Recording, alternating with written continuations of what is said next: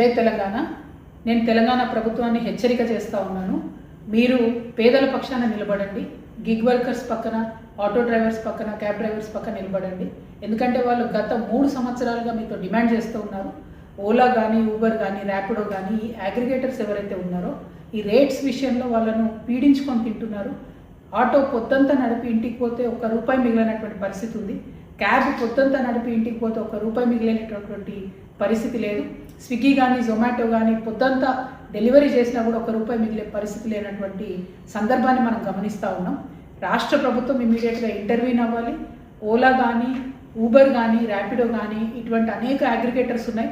వాళ్ళతో మాట్లాడి ఈ ఆటో డ్రైవర్స్కి, క్యాబ్ డ్రైవర్స్కి, బైక్స్ మీద ర్యాపిడో చేసుకునేటటువంటి వారికి, స్విగ్గీ, జొమాటో లాంటి పెద్ద కంపెనీలో చేసే డెలివరీస్కి అన్నిటికీ కూడా మీరు మంచి రేట్ని నిర్ణయించాలి.